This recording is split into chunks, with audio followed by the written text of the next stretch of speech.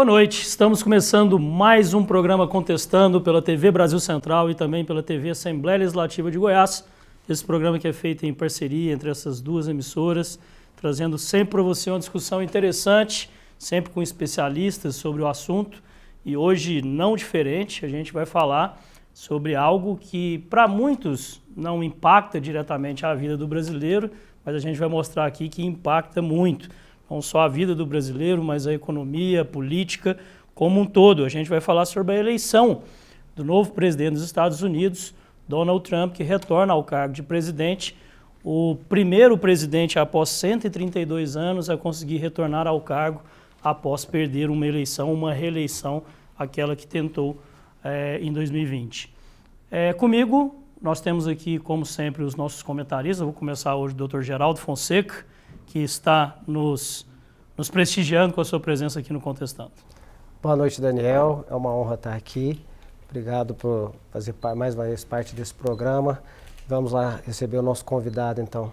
E conosco também, hoje, abrilhantando aqui o nosso Contestando, uma colega de trabalho, colega aqui da TV Assembleia Legislativa, jornalista, produtora de programas de política. Hoje é a produtora principal do nosso programa de política aqui, que é o Boa Noite Goiás, programa do Paulo Berings. Uma pessoa que vai nos ajudar muito a destrinchar um pouco mais sobre a eleição do Donald Trump e os impactos que ela representa, principalmente para a nossa sociedade. Minha colega de trabalho, amiga Honória, seja bem-vinda ao Contestando. Muito obrigada, Daniel, pelo convite. Uma honra estar aqui com você. Um programa que eu admiro tanto, que eu acompanho aqui os bastidores, vendo toda a sua seriedade, né? Os critérios tão afinados que você tem para escolher os seus convidados. Então, eu sou realmente muito honrada de estar aqui e espero colaborar nesse momento em que todos perguntam qual o impacto dessa eleição dos Estados Unidos, não apenas para os Estados Unidos, para o Brasil, mas para todo mundo. É isso, quem vai responder essa pergunta é o professor PhD, Dr. Icarim Melgaço Barbosa, especialista no assunto em política internacional, já esteve com a gente aqui no Contestando e retorna para falar sobre esse momento, um momento talvez ímpar da nossa sociedade, como eu disse aqui na abertura, depois de 132 anos um presidente volta à cadeira nos Estados Unidos. Seja bem-vindo, professor Icarim, ao Contestando. Obrigado por retornar. Eu agradeço imensamente a possibilidade de voltar aqui para contestar novamente. Eu agradeço a você, Daniel, ao professor Geraldo, Honória, que é a nossa convidada também aqui de hoje, para possibilitar um diálogo bastante positivo, proveitoso, que a gente possa levar aí para a sociedade um pouco desse debate que envolve a eleição da primeira potência econômica do planeta, né, com Donald Trump. Eu quero começar então para a gente falar um pouco sobre essa diferença da primeira eleição do Donald Trump, que foi em 2016, para essa eleição da semana passada. A primeira vez, o Donald Trump acabou concorrendo contra a Hillary Clinton. Ele venceu com os delegados. O sistema de eleições americanas é um pouco diferente do nosso, né? Ele tem o voto popular, mas são os delegados por cada estado que definem se o presidente será eleito ou não. Mas no voto popular, a Hillary Clinton venceu. Também houve uma mudança no Senado e na Câmara nos Estados Unidos, já que na primeira eleição do Donald Trump, o Senado era de maioria democrata e a Câmara era de maioria republicana. Nessa eleição de 2024, Donald Trump vence não só entre os delegados, mas vence no voto popular com 50,2% contra 48,1% da Kamala. E até o momento, a eleição no Senado já definida, os republicanos têm 53 contra 47 senadores dos democratas e a Câmara, que se encaminha para definição em breve, com 216 republicanos e 207 democratas. Ou seja, na fala popular, muita gente disse isso, Donald Trump fez a barba, o cabelo e o bigode. Venceu de todas as maneiras que poderia vencer. Essa força que demonstra no retorno do presidente republicano, a que o senhor imagina o que ela representa para esse próximo mandato? Eu acho que é um fortalecimento do que nós chamamos de um capitalismo ultraliberal, tá? Ou seja, o princípio do governo do Trump é fortalecer o mundo corporativo, o mundo empresarial. A população em segundo plano. Isso está claro desde o primeiro governo e as atitudes dele com relação a isso são muito claras. Então eu não vejo nada de surpresa com relação a isso. As pessoas estão acreditando que vão chegar num estágio, como eu falei agora há pouco, no extrato social, essa esperança é que move as camadas de baixo. Agora, o governo, é claro que é de uma estrutura ultraliberal. Nós não temos discussões. Então, o mundo corporativo em primeiro lugar. E, dentro da ideia de um mundo corporativo, empresas norte-americanas. Tá? E a guerra com a China, a disputa comercial com a China. É o que a gente chama de protecionismo, professor? Protecionismo, os clichês criados há um tempo atrás, não foram criados pelo Trump, foram criados há um tempo. Por exemplo, America First, isso já vem lá da época do presidente Wilson, na Primeira Guerra Mundial, 1914, para os Estados Unidos não se envolverem. Então, América primeiro, somos nós. Larguem os europeus para lá. Então, já usaram esse termo. Eu chamo de clichê porque normalmente é isso mesmo, é um clichê. E é recuperado, esses clichês são, de certa forma, reutilizados novamente porque eles servem para inflar a população. Eu talvez compararia, fazendo aí uma metáfora, com um estádio de futebol, um time. Os torcedores, eles colocam uma camisa e começam a defender aquilo, chegam até a matar um ou outro, às vezes agredir um adversário, enfim. Então, eles ficam impregnados esperando que o time vença. Então, eles vestiram a camisa do candidato Trump na esperança de mudar de condições. Tá? Eu resumiria dizendo que a história demonstra que mudanças não vão ocorrer do ponto de vista social, extremamente fora isso. Então nós vamos ter aí os 4 anos bastante voltados para o mercado, literalmente é isso. Tanto do ponto de vista interno, defendendo as empresas norte-americanas, quanto do ponto de vista com o seu principal adversário, que é a China. Eu concordo em parte, Karim, mas eu queria fazer alguns apontamentos quando você estava falando. Sim. Com relação à questão econômica, concordo com você, acho até que o governo de direita tende a ser mais voltado para o empresário do que para a sociedade. Mas eu entendo também que o governo de direita, ele pensa melhor algumas políticas sociais. Aí eu vou te dar exemplos. O Donald Trump não vai admitir que entra aquele tanto de gente pelo Texas, como estava entrando. O governo do Texas chegou a colocar cerca de arame farpado dentro do rio que era utilizado para eles atravessarem, para eles não conseguirem. Essa disputa foi parar na Suprema Corte. Como a União é que manda na fronteira, a União ganhou, o Biden mandou tirar a cerca e eles continuaram entrando. O que o governador do Texas fez? Alugou ônibus, botou todo mundo e mandou para Nova York. Então fiquem lá, que é o estado que vai receber vocês. Ou a Califórnia, ou outro estado que é mais à esquerda. O que aconteceu? A Nova York não tem capacidade para suprir essa demanda. Eles vão morar na rua, vão morar em barracas e aumentou muito a criminalidade. Califórnia hoje, eu não sugiro que ninguém vá visitar a Califórnia. Hoje, se me der uma viagem, turismo, para a Califórnia, eu não tenho coragem de ir. Se você alugar um carro lá e for passear, você tem que parar ele, isso é a orientação dos americanos, você recebe lá quando chega. Quando você estacionar seu carro, você tem que abrir os 4 vidros e a tampa do porta-mala, porque senão eles vão quebrar para saber se tem alguma coisa lá dentro. Entendeu? Vão depredar seu veículo.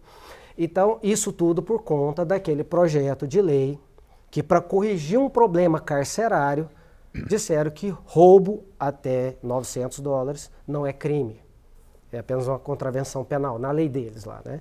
Então você não pode prender e tal. O que aconteceu com a Califórnia? Quem tinha dinheiro se mudou de lá para a Flórida, para outros estados, por isso que também o preço do imóvel subiu.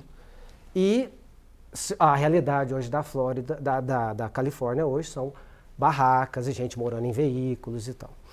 Então assim, o que eu penso também que não é só a insatisfação, não é só essa esperança capitalista, meramente de melhorar de vida.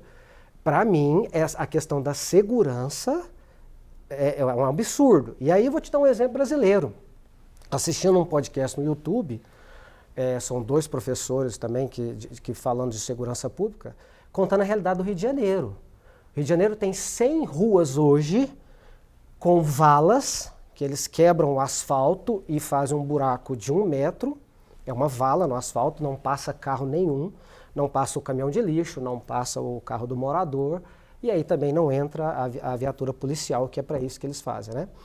E quando não tem a vala, tem os bloqueios, que eles colocam blocos de concreto e tal para não passar. Todos os dias tem que se gastar dinheiro com isso. Rio de Janeiro também é uma cidade que, se alguém me desse uma casa lá, uma big casa de 3 milhões de reais, eu não mudaria para o Rio de Janeiro para morar numa situação dessa. Então eu acho que há uma insatisfação muito grande da sociedade também em relação a isso.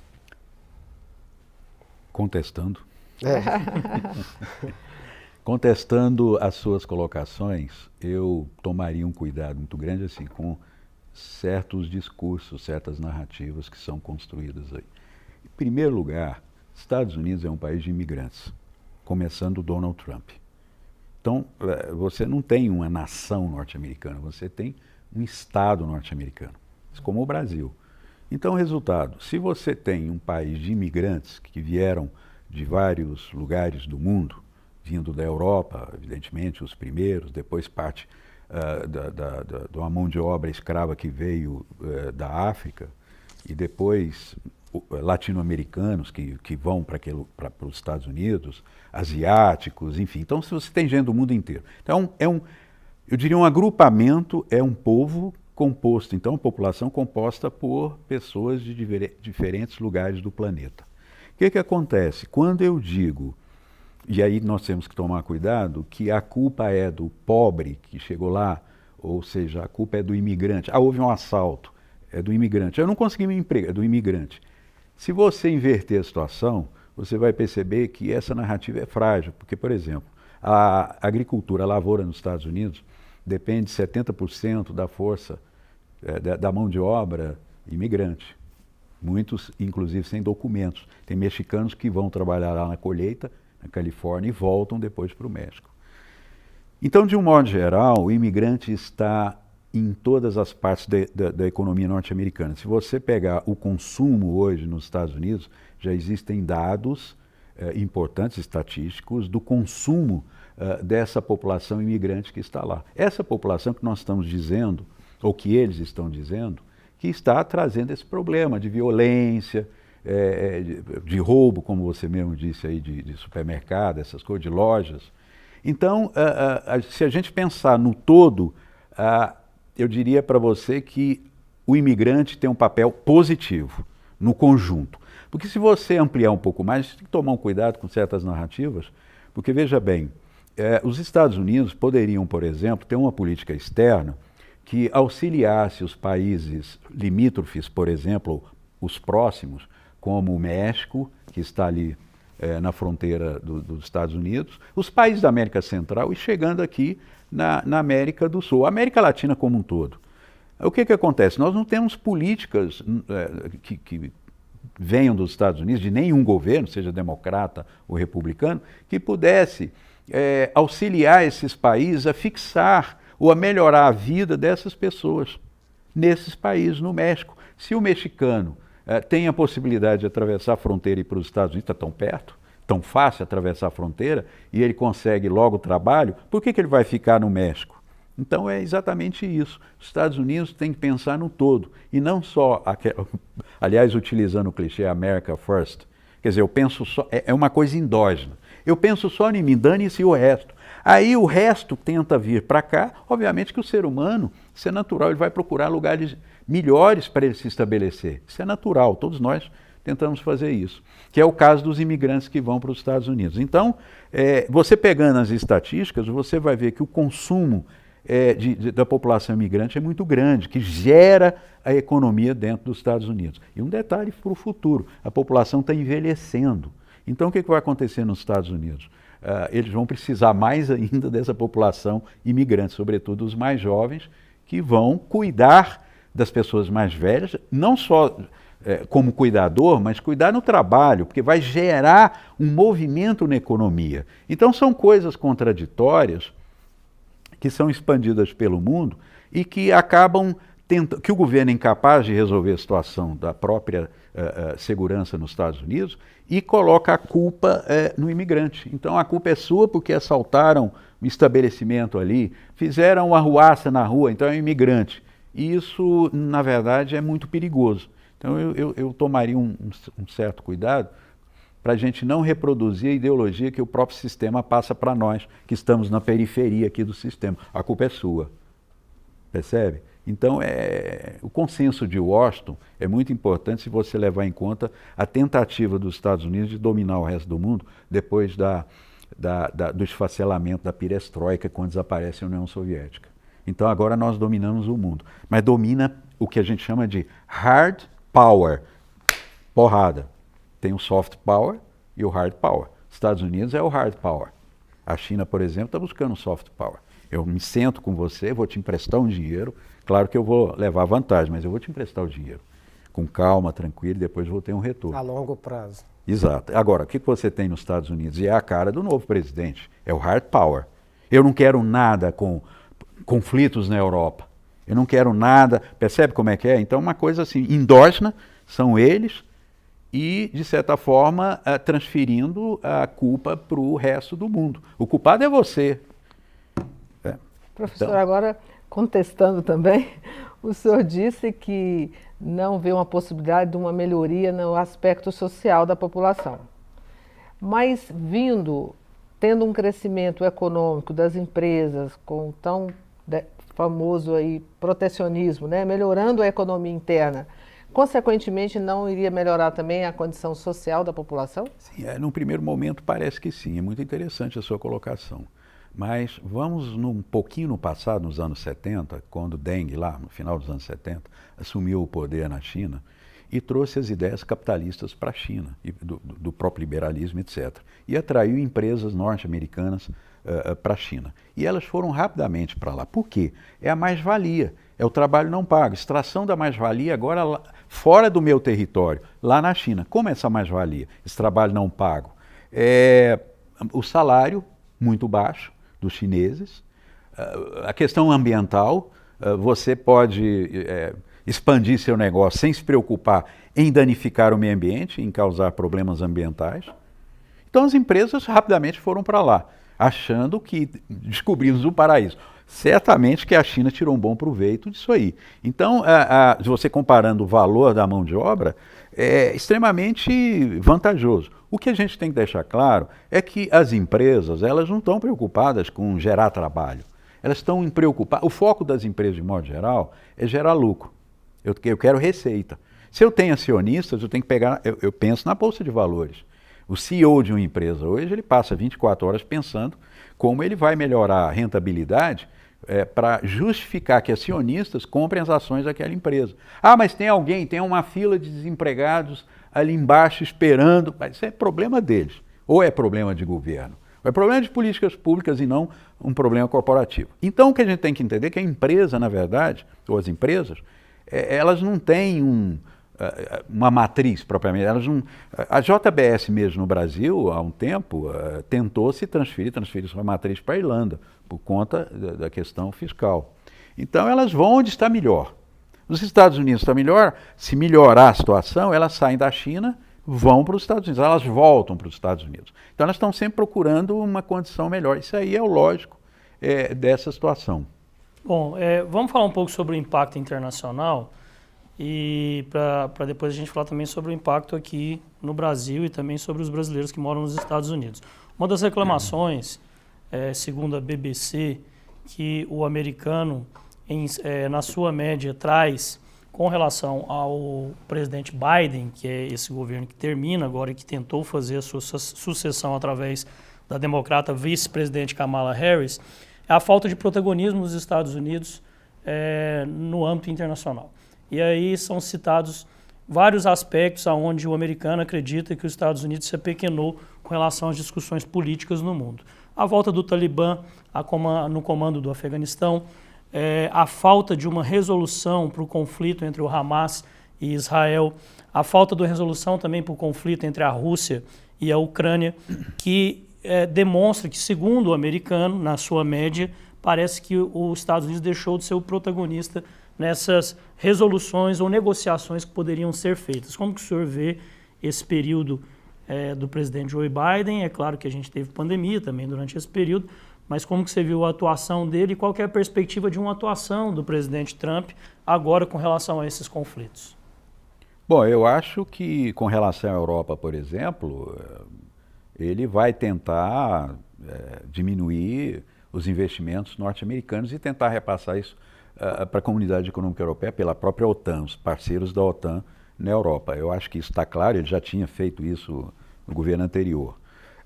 Com relação ao Oriente Médio, tanto o governo Biden quanto esse, acho que a gente não vai ver tanta diferença. Os Estados Unidos vão continuar apoiando Israel, sem sombra de dúvida. Tanto faz democrata ou republicano, Israel tem o apoio dos Estados Unidos. Isso aí está claro. E eu acho que talvez uma coisa importante com relação à independência dos Estados Unidos do ponto de vista energético. Uma coisa assim, eu já puxei até um pouquinho aqui, porque eu acho que tem a ver.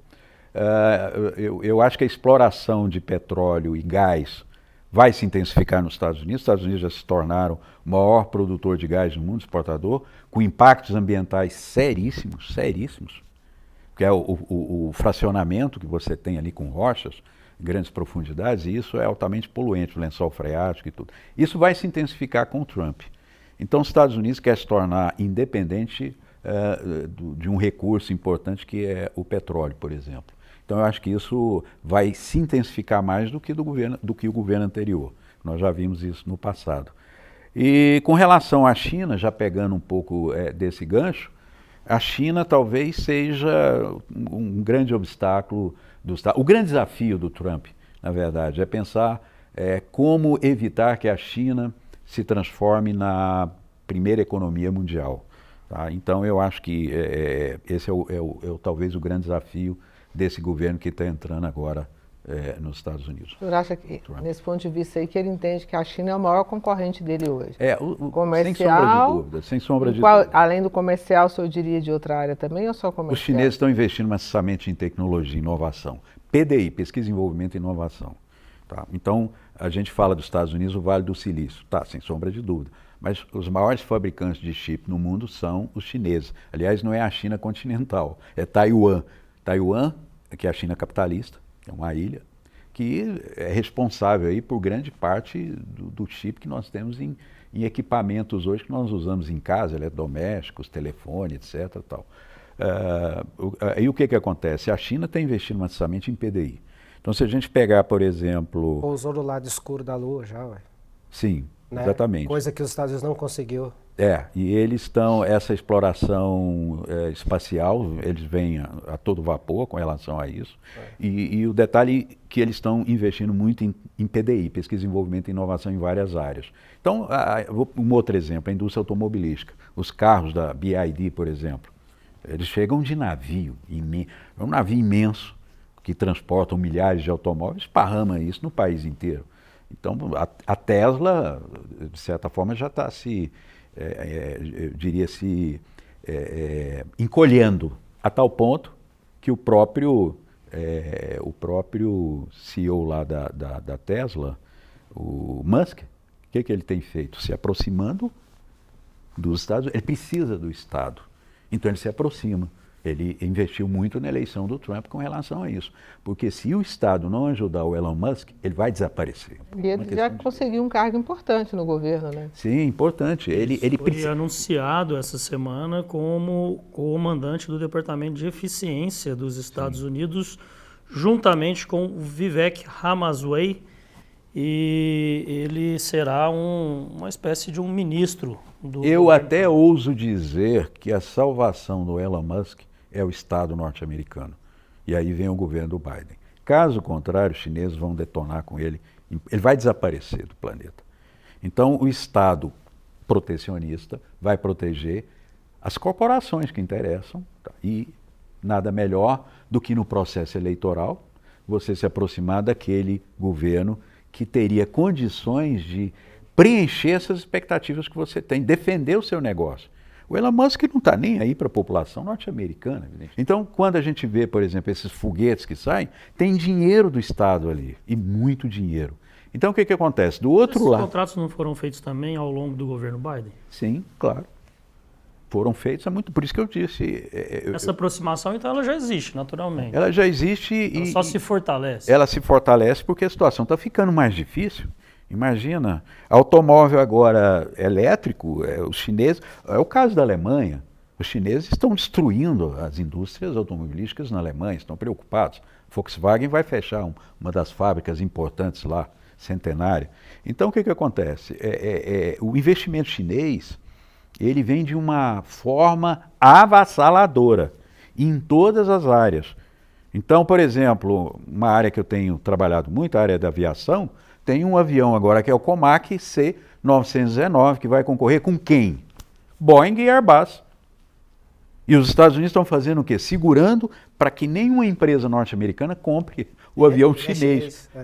Percebe? Já tem uma empresa brasileira namorando com eles, que é a Total Linhas Aéreas, para trazer o primeiro Comac. É um avião que concorre com o Boeing 737 ou Airbus A320. Então, é um exemplo que eu estou trazendo para vocês, porque a gente falou de automóvel, porque eu me lembrei do Elon Musk, mas a indústria aeronáutica está tendo muito investimento do governo e tentando essa brecha.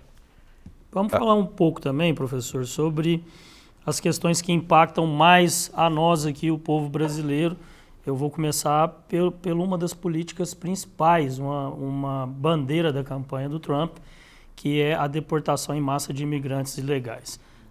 Em sua campanha em 2016, a maioria das pessoas se lembram que ele ficou conhecido e uma das suas bandeiras era a questão da construção do muro que dividiria ali os Estados Unidos com o México, fazendo assim com que as pessoas não pudessem mais adentrar de maneira ilegal no território americano via terrestre. E agora, nesse segundo momento, esse muro em si nunca foi implantado da maneira que foi prometido pelo Donald Trump, mas houve ali uma restrição na área com relação a essa imigração, e agora ele promete não só combater essa imigração terrestre, mas também a imigração ilegal que já existe nos Estados Unidos. Os Estados Unidos têm cerca de 11 milhões de imigrantes ilegais e essa deportação em massa, ela poderia funcionar de forma a expulsar dos Estados Unidos até 1 milhão de pessoas por ano, que é o que eles estimam que poderia acontecer caso essa política fosse for assumida realmente pelo presidente Donald Trump. Como que o senhor vê o impacto nisso, não só para o Brasil? Nós sabemos que o Brasil tem na sua população muitas pessoas morando de maneira ilegal nos Estados Unidos, mas naturalmente, até por ser a maior economia do mundo, para o mundo inteiro nós temos vários cidadãos de outros países que estão nos Estados Unidos nesse momento de maneira ilegal. Completando, Daniel, em torno de 230 mil brasileiros que estariam como imigrantes, né, ilegais nos Estados Unidos. Então, um impacto muito grande, né? 230 mil pessoas. Sim, mas veja bem, você expulsa 1 milhão e 800 mil entram depois. Não tem como a gente paralisar a imigração totalmente. Ele vai fazer um movimento enorme com relação a isso, porque ele precisa dar uma resposta para a população local. A culpa é do imigrante. Então, você foi molestado com seu carro quando você saiu na rua, alguém quebrou o vidro, etc. Culpa do imigrante. Você não está conseguindo emprego? Culpa do imigrante. Então, ele precisa dar uma resposta. E vai fazer Todo mundo erra, menos os americanos. Já está claro, protegendo a moral dos americanos. E se ele olhar no espelho, ele vai ver um tremendo imigrante. É o próprio imigrante. A esposa dele é imigrante. Sim, a esposa, ainda do leste lá, europeu, né? Então, são as políticas que são utilizadas do ponto de vista ideológico, porque ele precisa dar uma resposta para a sociedade. E a resposta é exatamente essa. Claro que, no caso dos brasileiros, no Brasil, com relação a isso, nós vamos ter deportação. Aliás, está havendo deportação já há um bom tempo. Barack Obama, o Biden, vez por outra, desembarca no aeroporto de Confins, em Belo Horizonte, um voo fretado pelo governo dos Estados Unidos com imigrantes. E a mídia sempre tem mostrado isso. Então, não pararam de deportar, mas deporta uma quantidade X e depois, daí um tempo, se recupera de novo. Imigrantes estão atravessando as fronteiras terrestres ou entram mesmo através dos aeroportos, enfim, os falsos turistas.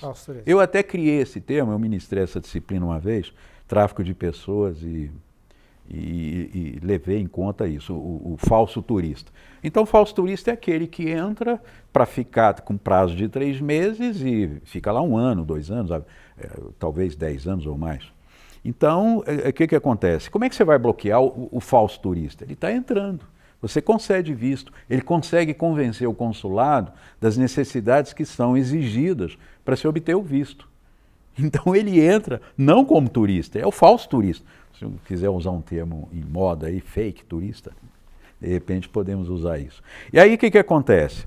Num primeiro momento, claro que os consulados aqui no Brasil vão ser mais exigentes, ele vai criar essa dificuldade num primeiro momento, etc. Tal. Ali no México, o Trump criou, desde o governo passado, uma certa... ele ficou meio fissurado com aquela coisa de construir uma fronteira, um muro dividindo o México dos Estados Unidos, toda aquela fronteira imensa, e viu que a quantidade de dinheiro, o volume de dinheiro é uma coisa astronômica, impossível fazer isso. Então, nós vamos ter no primeiro momento essa política, mas com o tempo o que vai acontecer? Vai abrandando, porque o país precisa de mão de obra imigrante. Não tem como, senão a economia pode até, quem sabe, colapsar com isso. Existe algum tipo de impacto previsto para concessão de novos vistos para cidadãos brasileiros? Olha, veja bem... Bem que com o dólar a R$6, eu não sei se isso é um impacto tão grande assim. Você falou uma coisa importante com relação a isso. Eu me lembro no governo Barack Obama, se não me engano, o primeiro ou segundo, nossa moeda estava valorizada perante o dólar, né? Nós chegamos eu me lembro de um período aí, um dólar estava aí R$1,60, depois o que estava acontecendo? Levas de brasileiros indo para os Estados Unidos para fazer compras. Aliás, classe média adora isso, né? A tal ponto que uma empresa que faz Estados Unidos-Brasil, um voo de Miami para Guarulhos, o comandante teve que diminuir a quantidade de peso, de combustível, para comportar as compras dos brasileiros. E é interessante, você chegava em Miami, Orlando, Nova York, no aeroporto você identificava o voo para o Brasil. Ali, a quantidade de bagagem era exatamente os brasileiros que estão ali. Eu me lembro que estive nessa época nos Estados Unidos, uma grande loja de departamento, a Macy's, em Nova York. Assim que eu entrei, o atendente falou em português, eu estava com a família conversando e ele falando em português. Aí o que aconteceu no período Barack Obama? Cogitou-se de não exigir visto para brasileiros. Por quê? Não compensava você ir para os Estados Unidos. O que compensa, eu vou dizer com sinceridade, é uma matemática simples, é a moeda. Então, quando a nossa moeda se desvaloriza, o que você tem lá, quando converte, faz a conversão em reais, o que acontece? Aparece, seu dinheiro parece que teve um ganho, você teve um ganho. Mas nessa época, por exemplo, da moeda com a diferença muito pequena, não compensava. E aconteceu aquele período aí de 2013, por aí 2012, enquanto o mundo estava numa crise, a gente estava aqui, o presidente até chegou a falar que o Brasil era uma marolinha em relação à crise mundial. Então o que acontece? Barack Obama, o governo dele, cogitou-se de suspender visto para os brasileiros. Mas infelizmente ou felizmente, isso durou pouco tempo, logo a moeda nossa mudou e se desvalorizou rapidamente. De certa forma, não valia a pena. O senhor acha que vai haver uma restrição maior com relação aos requisitos para concessão de visto? Num primeiro momento, acredito que sim, mas não tão diferente do que já existe. Os critérios são, de certa forma, rigorosos. Nos consulados, sobretudo para o pessoal mais jovem que não consegue comprovar vínculos com o Brasil, é simples a lógica aí. Se você consegue comprovar vínculos, você tem visto para 10 anos. A renovação, inclusive, para quem tem visto, é mais fácil ainda. Nem precisa ir até o consulado, né? Pode ser feito isso pelo correio, enfim. Mas então, se a discussão aqui é um capitalismo de esquerda e um capitalismo de direita, na verdade é só esse o foco, então eu posso dizer que as bandeiras que são levantadas, as grandes polêmicas, aborto, desarmamento, isso tudo aí, como se diz, faz parte só do jogo político. Isso é para ganhar voto, isso é para Jogar para a torcida. Porque analisando tudo que você disse, eu concordo com boa parte assim de que a questão é o capitalismo mesmo, né? E é o liberalismo, um mais ultraliberalismo, um outro, né, mais retraído, sei lá, mais voltado para a postura do Estado intervindo mais, mas não deixa de ser um liberalismo. Então, quer dizer, essas bandeiras vão ficar só, na verdade, movimentando, circulando dentro das redes sociais. Se você levar isso mais a fundo, a gente vai perceber que não deixa de ser um retrocesso. Em alguns casos até é meio contraditório. Você imagina um governo que é contra o aborto e é a favor do uso de arma. Eu não estou entendendo. Você é contra o aborto e quer matar o adulto? É isso? Eu não entendi. Percebe? São contradições muito grandes com relação a isso. Os Estados Unidos e seus genocídios por aí, com seu poderio da indústria armamentista, matando gente aí. Próprio Israel, quer dizer, indiretamente, os Estados Unidos está ali, no Oriente Médio. Então, você percebe que são políticas, são contraditórias, ideias contraditórias, completamente contraditórias. Eu digo que eu sou contra tal coisa, tal aborto, mas eu exporto armas, sou o maior exportador de armas no mundo. O que é? Vou matar alguém com bomba, não vou? Então por que você é contra o aborto? Eu não estou entendendo. Bom. Então é um sistema muito contraditório com relação a isso, por isso que a gente tem que ir com muita cautela ao analisar essas narrativas. Vamos para o nosso impacto então direto, que é aqui no Brasil, onde a gente mora. O senhor citou aí, indiretamente, me corrija se eu estiver errado, o ex-presidente Jair Bolsonaro, quando o senhor disse que um governo que incentivava o uso de armas. O ex-presidente, nesse momento, ele tem seu passaporte retido devido à investigação no STF e ele precisa de uma autorização expressa do ministro que é responsável pela investigação, que é o ministro Alexandre de Moraes, para poder comparecer à posse do Trump e assim já demonstrou interesse. O senhor acredita que o STF, o ministro Alexandre de Moraes vai permitir com que o ex-presidente Jair Bolsonaro vá à posse do Donald Trump? Bom, isso aí é uma resposta bem subjetiva. Eu não tenho bola de cristal.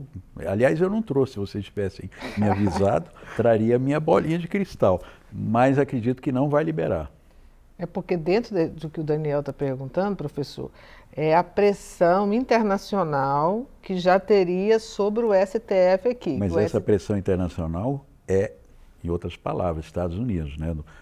Estão tentando se aproveitar da vitória do Trump. Agora, vou dizer com toda tranquilidade, o Trump não está nem aí para Lula nem Bolsonaro. Eles ficam tentando se ajeitar. O Trump, gente, virou as costas para a América Latina. Mas ele, de certa forma, é amigo da família do Bolsonaro. O Eduardo Bolsonaro estava...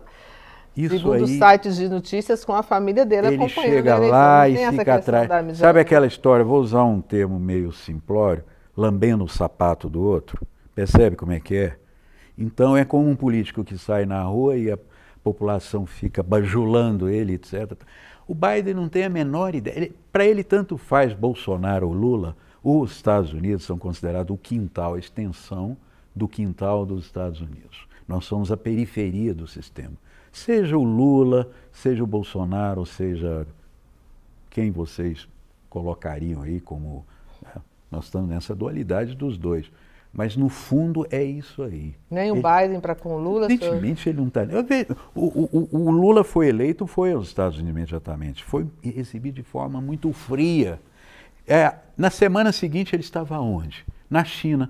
Como foi a recepção do Lula na China? Tapete vermelho, extenso. Música brasileira tocando, porque a China tem o soft power. Eu vou te cumprimentar, você é meu amigo, eu vou te emprestar dinheiro, eu não vou te vender bomba. Os Estados Unidos é diferente. Então é exatamente um dos motivos que eu acho que os Estados Unidos está perdendo a hegemonia internacional. E de certa forma já está um pouco desesperado com relação a isso. Agora nós aqui ficamos cultuando isso. A família Bolsonaro está fazendo o papel dela, claro. Eles precisam sair, porque colocaram o Bolsonaro dentro do bairro, puseram um cadeado supremo, por conta desse movimento todo aí de janeiro. Resumo, ele está tentando. É normal isso, gente. É normal, é claro que ele faria isso. O que ele vai fazer? Ele não tem outra alternativa. É tentar usar a ideia de que o Biden é de esquerda, é uma coisa completamente estúpida, né? Biden esquerda é uma coisa... A esquerda nos Estados Unidos é algo assim, lunático. O que significa ser de esquerda para o senhor? Significa ser de esquerda é tentar buscar, por exemplo, um movimento de mudanças radicais. Por exemplo... Romper estruturas. Sim, esse governo fala em reforma agrária, esse governo fala em reforma urbana. Quantas pessoas não têm casa, não têm moradia? Ah, mas tem um programa Minha Casa, Minha Vida. Não, mas você tem que pagar.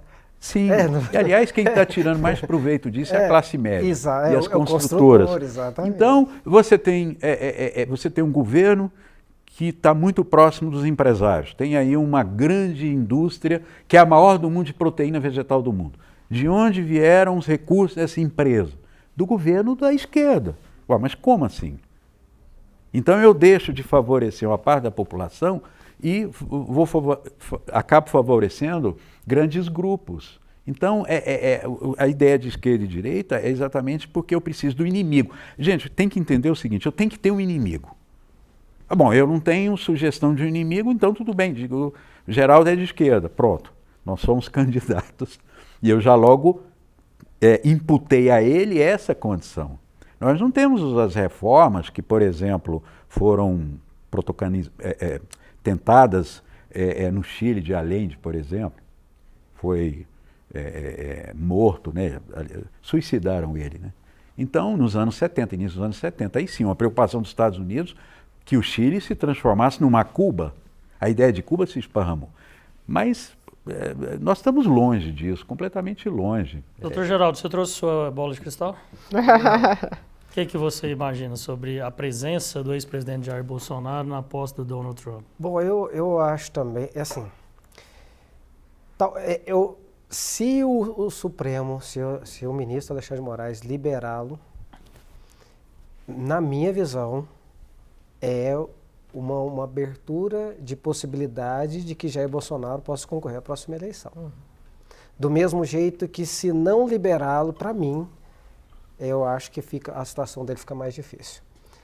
Porque já se cogita essa possibilidade de recursos reformarem o que foi decidido e tornar ele elegível, né?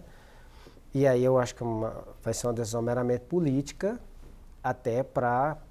Exatamente como o Lula foi liberado para se colocar numa posição de embate, Jair Bolsonaro seria colocado também numa posição de embate. Né? Então, que vença o melhor. Né? Essa pergunta, e se a opinião da Honória também sobre isso? Eu concordo com ele. Você acha que... Eu acho. E eu acho que tudo é possível na política, tudo é possível na história. Eu sou historiadora também, e a gente vê assim, mudanças que você pensa assim, não, isso não vai acontecer pelo percurso natural da história. Claro. Em alguns momentos a história avança, outra hora a história retrocede. Isso, de certa forma, alimenta a utopia também, né? De acreditar que tudo é possível. Essa pergunta ela vem para servir de base para a gente chegar no impacto desse movimento. E aí eu falo não só sobre a vitória do Donald Trump, mas uma vitória acachapante em todos os aspectos, inclusive no aspecto do Congresso americano, para chegar a uma reflexão que é feita por alguns analistas, por parte da sociedade, que é a de o que acontece nos Estados Unidos com alguns anos de atraso chega ao Brasil. Podemos esperar que essa vitória do Donald Trump possa representar uma guinada do Brasil à direita daqui para frente, de uma dificuldade para uma reeleição do presidente Lula ou daquele que ele indicar, fortalece a direita brasileira? Eu acho que, independente do Trump, nós já tivemos um reflexo nas eleições municipais agora. Pode ser que o Trump traga uma certa luz para essa ultradireita, porque a gente está falando de direita. Eu não tenho como falar de esquerda aqui, é de direita. Uma esquerda parece que ficou no passado. Não dá mais para a gente falar. Então, eu acho que vai influenciar, mas não decisivamente. Independente do Trump, nós temos aqui um enfraquecimento do Partido dos Trabalhadores. dos partidos dos trabalhadores ou da esquerda como um todo? Da esquerda, é exatamente o que eu estou falando desde o início. É do Partido dos Trabalhadores, que está travestida de esquerda. Eu vejo dessa forma. Mas como se eu tenho grandes empresas que são minhas aliadas, que fizeram parte de políticas públicas, no caso, eu tenho a maior produtora de proteína animal do mundo, a empresa brasileira, que recebeu recursos exatamente da esquerda. Mas como? Então, é uma coisa extremamente complicada, essa dualidade esquerda e direita. Nós temos uma direita eu diria que ultraliberal, e uma direita que tem uma camisa com a distintiva aqui de esquerda, que é imputada à esquerda, mas que de esquerda não tem nada. E faz a mesma política de uma direita. Nós não temos nenhum partido de esquerda hoje no Brasil, na sua opinião? Não, nós temos partidos muito... nós temos aquela ala que era do PT, que deixou o Lula, sim, quando o Lula fez a carta aos brasileiros, e assumiu para dizer o seguinte: olha, fiquem tranquilos que eu não vou fazer mudança radical. Isso foi um recado para os empresários, para a Fiesp. Quem manda no Brasil? Parte do poder no Brasil é a Fiesp, lá em São Paulo, na Avenida Paulista, por sinal, né? Então, o agronegócio. Então, foi o recado dele. E para completar esse recado, ele imposta no Banco Central quem? O Henrique Meirelles, que é um cara ligado ao sistema financeiro mundial. Então, isso é um comportamento de direita. Eu acho que o partido de direita, além do PT, aí, mais próximo do poder é o PSOL. O PSOL foi o partido que... O candidato em São Paulo, sim, que não foi reeleito. Inclusive, ele se fez, né, na liderança dele, como ativista, com aquela questão da moradia da casa própria, da invasão, e isso ele não pregou isso na campanha eleitoral, né? Ele não falava que ele não fez, mas ele também não falou que ele ia continuar lutando para a moradia ser daquela maneira da expropriação de quem já tinha o PSOL sua casa. Nada mais é do que a ala do PT que rompeu com as ideias do Lula quando assumiu o governo. E eles perderam a última capital, que eles tinham prefeito, eles não fizeram nenhuma prefeitura de capital, o PSOL, e o PT fez apenas uma capital, né? Só Fortaleza. Isso independente do Trump. Exatamente. Então, se a gente fala, não, o Trump e tal... na verdade, a gente está tendo aí uma expressão de uma ultradireita que está ganhando terreno no Brasil. Por fim, professor... Mas você não acha que a vitória do Milei na Argentina... Eu nunca imaginei, sério mesmo, que um cara em cima de um caminhão com uma motosserra ligada, com aquele cabelo daquele jeito, muito louco, pudesse ser presidente de um país. Eu achei até que era um voto de protesto. E o cara ganha e elimina ministérios e não sei o que, e faz corte, tem umas políticas muito loucas, umas dão certo, outras não, né? Mas assim, se você for lá perguntar para a população, eu prefiro o Milei. Os argentinos estão preferindo o Milei. Não, eles elegeram o Milei, mas assim... E hoje, se você perguntar no Brasil se o pessoal está satisfeito com o Lula, quem votou no Lula está dizendo que não votou. Entendeu? Então assim, as pessoas estão um pouco satisfeitas, não mostrou ainda o que veio, já foram 2 anos... Carga tributária só aumenta, você falou uma coisa, benefício não tem. Você falou uma coisa importante, mas o que está por trás de tudo isso é um movimento de quem tem o poder. É isso que a gente tem que entender. Essa conversa nossa Mas aqui, ele quer ser reeleito, cara. Sim, mas a conversa de bastidor não funciona. Essa classe trabalhadora, ela vai... com Milei ou sem Milei? Com Milei pior. Antes estava ruim. Com ele é pior, eles já estão sentindo lá, os aposentados... Então, mas não tem cortar na carne, porque senão você quebra o país, velho. Depende, né? Por exemplo, eu entendi o que você está falando, mas aqui mesmo no Brasil, nós tivemos direito previdenciário, eu vou falar besteira, mas nós tivemos várias reformas. Sim, várias. E vem mais por várias. E assim, eu mesmo já tenho que pagar 2 pedágios. Era 1, agora já tenho que pagar 2, entendeu? Se prepare para um próximo. Para um próximo, a gente não sabe. Eu ia aposentar com tantos anos, agora já aumentaram mais 10 anos. Então, assim, tem hora que tem que cortar na carne. Eu não estou satisfeito com isso, mas paciência. Eu sou parte do... O que você tem que perceber é o seguinte, nós somos um país, isso é um dado que eu vou dar importante, nós somos um país de concentração de patrimônio. Um dado. Tá? Então, por isso que essa conversa de boteco Não funciona. O cara é de esquerda, o outro é Mas você vai Milley. falar para mim que o pobre também não quer concentrar riqueza, Icarim? Sim, mas não é isso que eu quero dizer. Ele não Todos vai, querem. Mas ele não vai Ele concentrar. quer mudar de vida. Ele quer mudar, mas não vai mudar. Vai, ué. Não vai mudar, isso é ilusão, ele continua pobre. O dinheiro aqui está na mão. Veja bem, metade do patrimônio do Brasil, isso não sou eu que estou dizendo, a Receita tem isso aí. Você tem 3 pessoas são sócias que detêm a metade da riqueza do Brasil. Vou citar um nome que está na mídia, Jorge Paulo Lema, procura aí no Google. A metade da riqueza do Brasil. Aí você trabalha na Burger King, sei lá, no fast food, que é deles. Aí você acha que lá vendendo sanduíche, não, eu vou melhorar. Você vai chegar aos 20 anos, começa lá com 18, 20, 30, 40 e continua fritando os hambúrgueres. Então, é essa ideia que mantém o sistema. Senão ele já tinha desmoronado. Eu tenho que iludir você. Agora a ideia é o coach. Eu sou Pablo coach. Marçal é uma da Claro, contrata o coach. personificação disso aí? O cara. Por que o crime organizado está crescendo e está arrastando muita gente? Porque são essas pessoas que já perceberam que não tem outra alternativa. O crime é fácil. Ele entra numa favela, por exemplo, e oferece para o garoto lá, que não tem a menor perspectiva de vida, a não ser que vire. R$1.000 por semana. Não, a não ser que vire um jogador de futebol, Por dia. um bom atleta. Caso contrário, você está predestinado a ser pobre. Bote isso na cabeça. Sim, sim. Você está entendendo? Então o que acontece?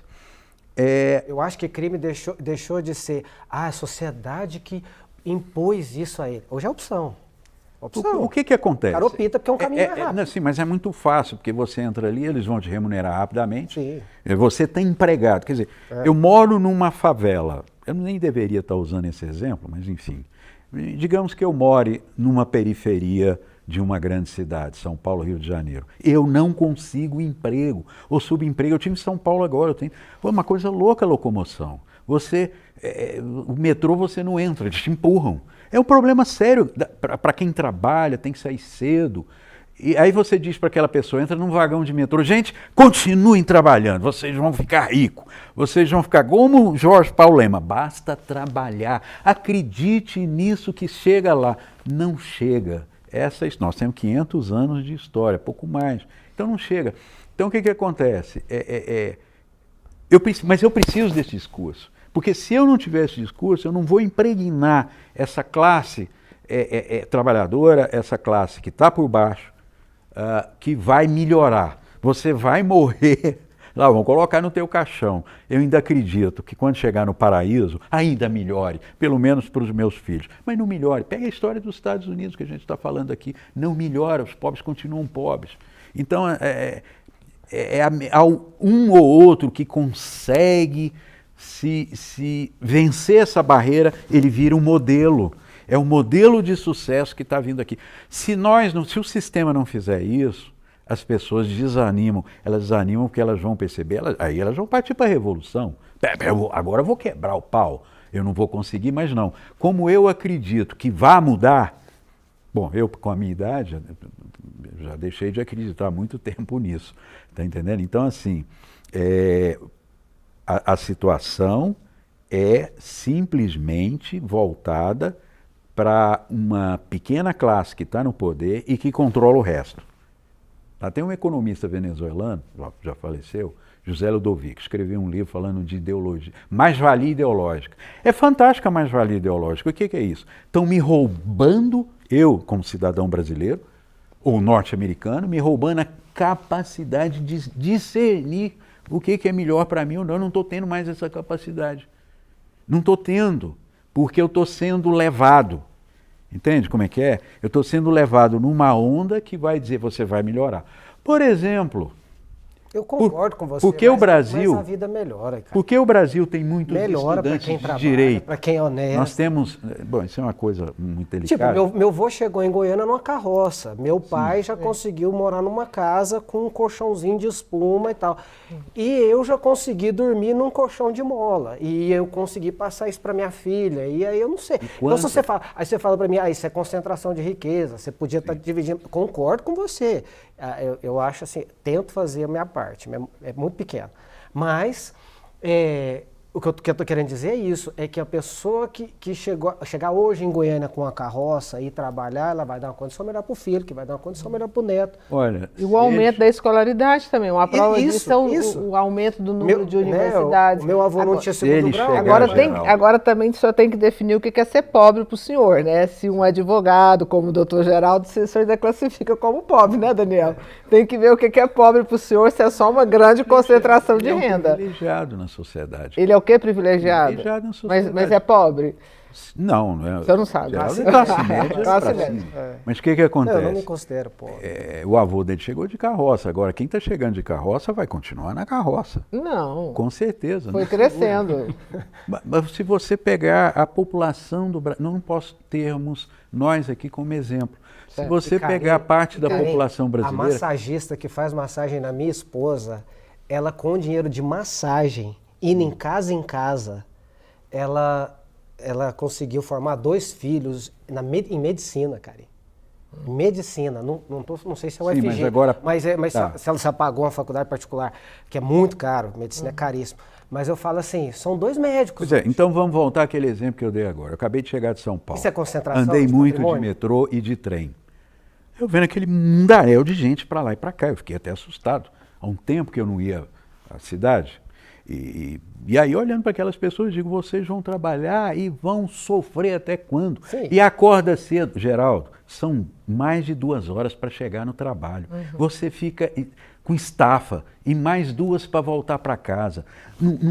Numa dificuldade enorme, porque o processo de locomoção não melhora. Então, o que acontece? Não adianta eu ficar sentado aqui dizendo, não, eu melhorei porque minha mãe era pobre, veio assim e tal, mas se você pegar o próprio IBGE, que é um órgão importantíssimo, não sou eu que estou dizendo isso. Pegue dados do IBGE... Mas aí você está dizendo que a realidade hoje é mais difícil. Hã? Você está dizendo que a realidade hoje é mais difícil. Eu não sei se a realidade é mais difícil, ela é diferente. Sim, mas aí eu te falo, tem muito mais portas abertas. Você tem uma cidade muito grande. Muito mais possibilidades. Pois é, mas veja bem, o ganho da sociedade é muito pequeno, o salário.